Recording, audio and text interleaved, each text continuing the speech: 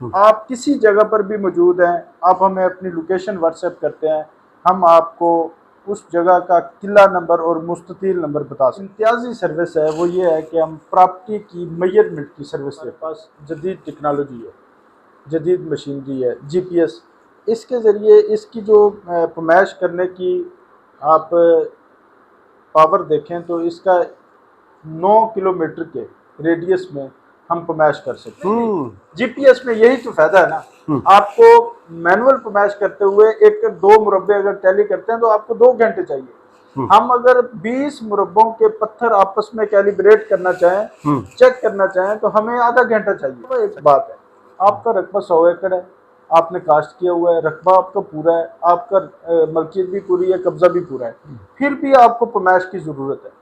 ये अच्छा, ये तो बड़ा ही एक अजीब सवाल है कि भाई उसकी जमीन भी पूरी है, उसकी रकबा पूरा है, तो फिर वो पैमाइश क्यों कराए? अच्छा, यहाँ पे एक ज़िमनी सवाल है जी मार साहब, आप ये बताएं कि ये पत्थर गायब क्यों होते हैं?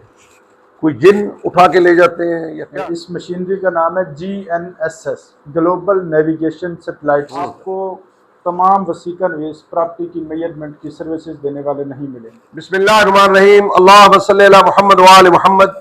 अस्सलाम वालेकुम, मैं हूँ सैयद महमूद बुखारी, आपके अपने यूट्यूब चैनल प्यारा किसान के साथ। नाज़रीन मोहतरम, हम मुख्तलिफ मौज़ूआत जो है वो किसानों के हवाले से आपके सामने लाते हैं। आज एक ख़ास मौजू हम लेके आए हैं और एक ख़ास शख्सियत को आज हमने दावत दी है अपने प्रोग्राम के अंदर, और हम उनके साथ बात करेंगे। उनका नाम है महर कलीम खालिद। अस्सलाम वालेकुम। वालेकुम सलाम। कैसे हैं आप? खैरियत से हैं? ठीक है सर, आप सुनाओ खैरियत से? जी सियाल साहब, आप अब अपना तारुफ खुद ही फरमाएं। अच्छा सर, मैं आपसे एक तो थोड़ी सी तोसीह करना चाहूँगा। मेरा नाम महर कलीम खालिद है, हम सनपाल बिरादरी से ताल्लुक़ रखते हैं। उसके बाद आपको मैं अपना मुकम्मल तारुफ ये करवाऊँगा। हम अदालत में बतौर वसीका नवीस सर्विसेज दे रहे हैं। इसके साथ हमारी जो एक इम्तियाजी सर्विस है वो ये है कि हम प्रॉपर्टी की मेजरमेंट की सर्विस देते हैं। आपको तमाम वसीका नवीस प्रॉपर्टी की मेजरमेंट की सर्विसेज देने वाले नहीं मिलेंगे। इसके साथ हम जदीद आलात से, जो जदीद टेक्नोलॉजी है उसके ज़रिए से सर्विसेज देते हैं, जो पंजाब में चंद लोग हैं पूरे पंजाब में। आपके ज़िला रही, तो इसका मतलब है कि फिर आप खास हुए कि आपने वो एक टेक्नोलॉजी की मदद से आप वो जो जिम्मेदारों के दरमियान आपस में तनाज़ात होते हैं, कोई बनने के, कोई एकर्स की मेजरमेंट के, तो आप उसको सॉल्व करते हैं। बिल्कुल, इस पर मैं आने लगा हूँ। पहले आपको तारुफ मुकम्मल करवा दूँ। जीपीएस ये टेक्नोलॉजी होती है, इस मशीनरी का नाम है GNSS, global navigation satellite system. आम ज़बान में इसको जीपीएस कहते हैं, लेकिन ये जीपीएस जो है ये और चीज़ होती है। ग्लोबल नेविगेशन सैटेलाइट सिस्टम और होता है, ये सैटेलाइट के ज़रिए चलता है। जीपीएस होता है ग्लोबल पोजिशनिंग सिस्टम।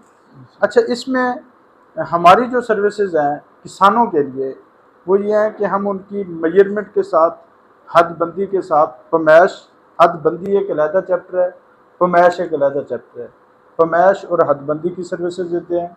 और ज़िला रहीमर खान का हमने टोटल इलाके का मैप गूगल मैप पर ड्रा कर रखा है, किले नंबरी मैप, जो पटवार खाने के असूल के मुताबिक चलता है। आप किसी जगह पर भी मौजूद हैं, आप हमें अपनी लोकेशन व्हाट्सएप करते हैं, हम आपको उस जगह का किला नंबर और मुस्ततील नंबर बता सकते हैं, जिससे आपको फेवर मिलती है महकमा माल के रिकॉर्ड में अपने खाते तक पहुंचने के लिए।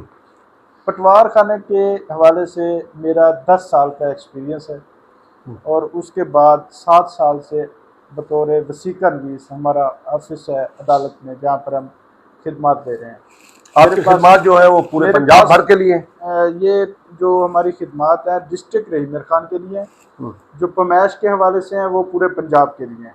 जो प्रॉपर्टी की डॉक्यूमेंटेशन की हैं वो तहसील रहीमर खान तक महदूद है। आने वाले वक्त में हमारी डेवलपमेंट होगी, हमने एक कंपनी की शक्ल दे रखी है। आप ये देखें कि हमारे ऑफिस में 9 वर्कर हैं। मैं अकेला कुछ नहीं कर सकता, हर बंदे की अपनी जिम्मेदारियां हैं, हर बंदा अपने हिस्से का काम कर रहा है। जो मेजरमेंट करने वाली टीम है वो मेजरमेंट करती है, जो डॉक्यूमेंटेशन करने वाली मतलब कि रजिस्ट्री वगैरह की तैयारी के हवाले से सर्विसेज देते हैं वो देते हैं। जो हमारी टीम के हिस्से मेंबरान है आपकी डॉक्यूमेंटेशन डिक्लेरेशन के हवाले से, क्लियरनेस के हवाले से सर्विसेज दे रहे हैं कि आप कौन से खाते में मालिक हैं, कौन से खाते में काबिज हैं। कब्जा और मलकियत की मुताबिक, हाँ, ये इसके बहुत मसाइल आते हैं। कब्जा और मलकियत की मुताबिकत की तस्दीक की सर्विसेज भी हम देते हैं। अब आपके पास 100 एकड़ ज़मीन है, आप उस 100 एकड़ ज़मीन में 100 एकड़ के ही मालिक हैं, लेकिन उसमें से 15 एकड़ ऐसे हैं जो आपके नहीं हैं। ये आपके लिए एक नई बात होगी। सही, आप 100 एकड़ के मालिक हैं, 100 एकड़ के काबिज हैं, लेकिन उसमें से 10 एकड़ आपकी मलकियत नहीं है। ये एक पूरा चैप्टर है, इस पर हम कभी आपसे दोबारा डिस्कस करेंगे। आपने मेरे से पूछा, हम अपना तारुफ करवाते करवाते बहुत लंबा कर गए। अच्छा ये बताएं कि ये जो ज़मींदार जो होते हैं उनके आपस के अंदर ख़ास तौर पे बनने के ऊपर, खाल के ऊपर, पत्थरी लाइन का वो जो एक अहमियत होती है, और आजकल आपने देखा है कि जो पत्थर हैं वो अपनी असल जगह पर नहीं मिलते, और फिर उसके लिए जो है वो क्या तरीक़ाकार आप इख्तियार करते हैं जिससे जो है वो मेजरमेंट बिल्कुल साफ़ और शफाफ हो। अच्छा, जैसा कि मैंने आपको बताया कि हमारे पास जदीद टेक्नोलॉजी है, जदीद मशीनरी है, GPS, इसके ज़रिए इसकी जो पैमाइश करने की आप पावर देखें तो इसका 9 किलोमीटर के रेडियस में हम पैमाइश कर सकते हैं। बेस हम जहाँ इंस्टॉल करते हैं उसके बाद 9 किलोमीटर 9 किलोमीटर के एरिया में पैमाइश कर सकते हैं। अब आप हमें एक पत्थर दिखाते हैं, अब आप कहते हैं कि इस पत्थर की हमें कंफर्मेशन करनी है कि क्या ये दुरुस्त जगह पर मौजूद है या गलत। हम उस पत्थर से अगले पत्थर पर जाएंगे, चाहे बीच में 4 पत्थर ना हो, हमें कोई 3 से 4 पत्थर आप कोई एक मिल जाए, नहीं, कोई एक पर नहीं होगा, 4 पत्थर 3 पत्थर होंगे। हम उन पत्थरों की आपस में कैलिब्रेशन चेक करेंगे।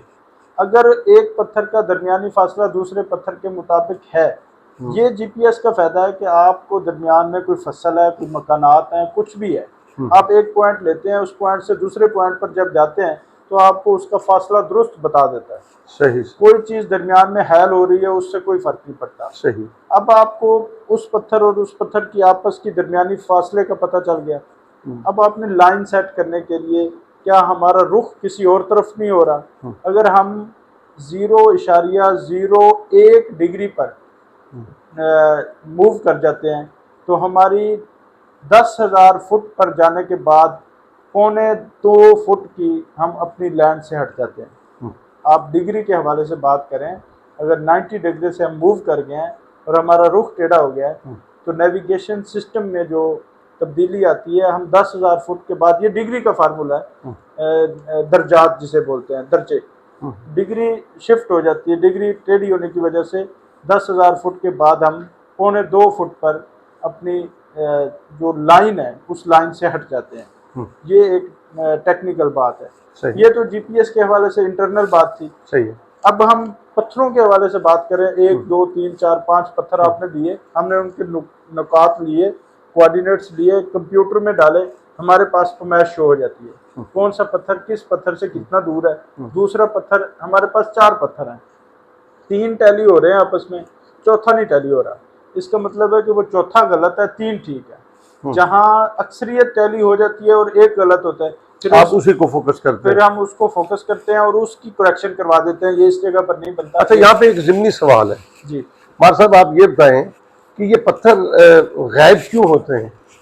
कोई जिन उठा के ले जाते हैं या क्या क्या होता है? नहीं, इधर उसके पीछे क्या कहानी? पत्थर गायब होने की बहुत सारी वजूहत हो सकती हैं।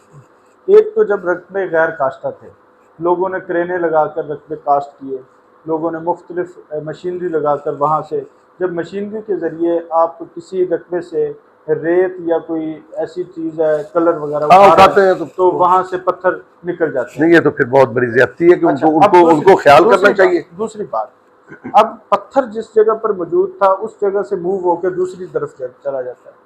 हम अक्सर तो फिर पूरी पैमाइश ही गलत। जीपीएस में यही तो फायदा है ना। आपको मैनुअल पैमाइश करते हुए एक दो मुरब्बे अगर टैली करते हैं तो आपको 2 घंटे चाहिए। हम अगर 20 मुरब्बों के पत्थर आपस में कैलिब्रेट करना चाहें, चेक करना चाहें, तो हमें आधा घंटा चाहिए। सही। अगर आपके पास मौजूद है, हमें पत्थरों पर आप ले जाते हैं, आधे घंटे में आपको हम ये बता सकते हैं कि तमाम पत्थर कौन से पत्थर दुरुस्त पड़े हैं, कौन से अपनी जगह से मूव कर चुके हैं। ये जीपीएस का फायदा है। ये तो बहुत अच्छा है। अगर मैनुअली आप करते हैं तो आप 1-2 पत्थर एक दिन में टैली कर सकते हैं, 3 कर लेंगे। ऐसे सिस्टम में ये नहीं है। जिस तरह आप बता रहे हैं कि एक जगह पे वो इंस्टॉल करने से मशीन और फिर 9 किलोमीटर का एरिया जो है वो आपकी दस्तरस में आ जाता है और आप उसकी पैमाइश जो है वो, ये तो बड़ी एक तेजी से आप इस अमल को मुकम्मल करते होंगे। बिल्कुल ऐसे। और फिर ये है कि उसके ऊपर मेरा ख्याल में कोई जी शऊर जो बंदा है वो मेरा ख्याल में उसके ऊपर तो कोई इख्तलाफ उसे करना ही नहीं चाहिए। हमने जितनी पैमाइशें की है ना, अब तक हम सैकड़ों की तादाद में पैमाइशें कर चुके हैं। अल्हम्दुलिल्लाह 95% लोगों ने हमारी पैमाइशों से इत्तेफाक किया और तस्दीक की है कि ये आपकी पैमाइश ठीक है। किसानों के लिए ये खुशखबरी है। किसान बिरादरी में आप ये समझें कि आप एक क्वेश्चन कर रहे थे हदबंदी के हवाले से। आपका रकबा 100 एकड़ है, आपने काश्त किया हुआ है, रकबा आपका पूरा है, आपका मलकियत भी पूरी है, कब्जा भी पूरा है, फिर भी आपको पैमाइश की जरूरत है।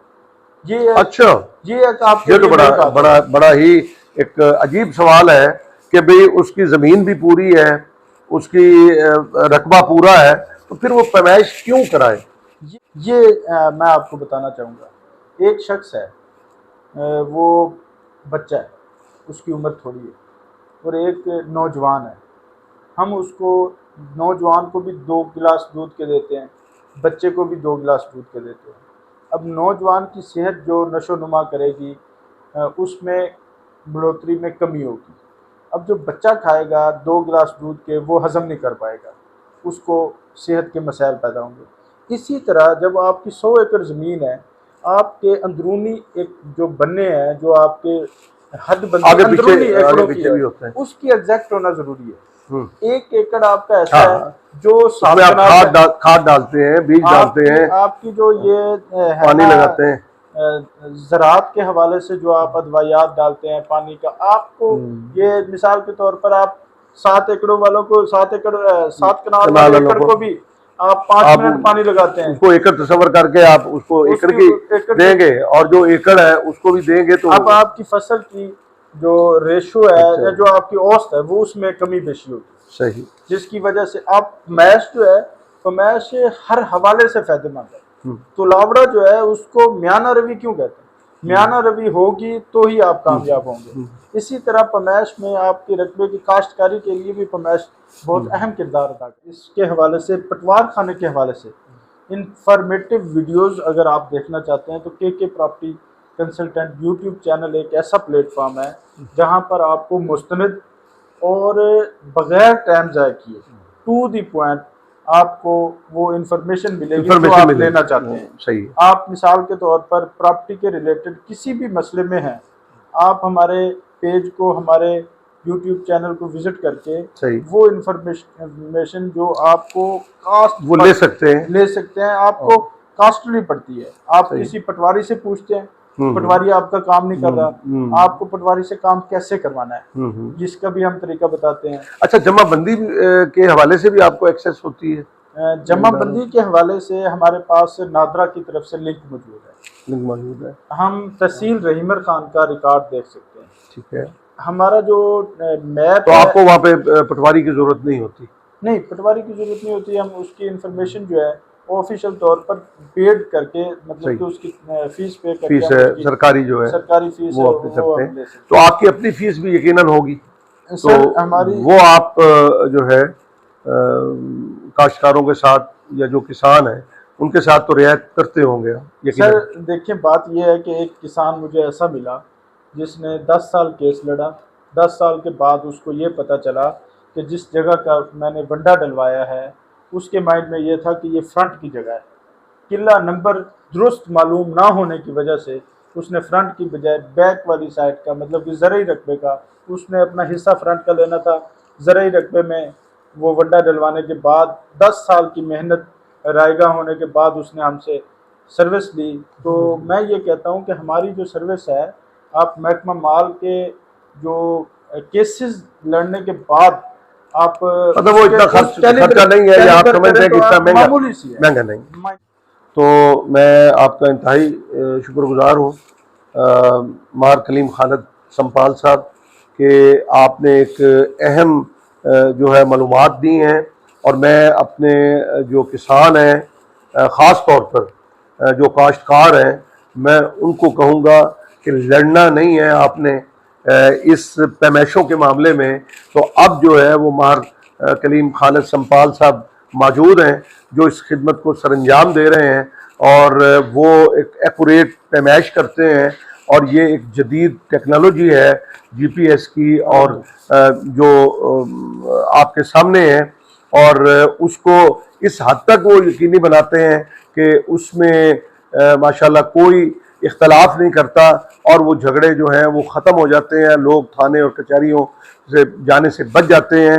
मैं अगेन आपका शुक्रिया। मैं इसके साथ ही इजाज़त लेने से पहले मैं दुआगो हूँ कि अल्लाह ताला आपको और आपके अहल खाना को अपने हिफ्ज़-ओ-मान में रखे, और अल्लाह ताला पाकिस्तान को सरसब्ज़ व शादाब रखे। पाकिस्तान जिंदाबाद, पाकिस्तान पाइंदाबाद।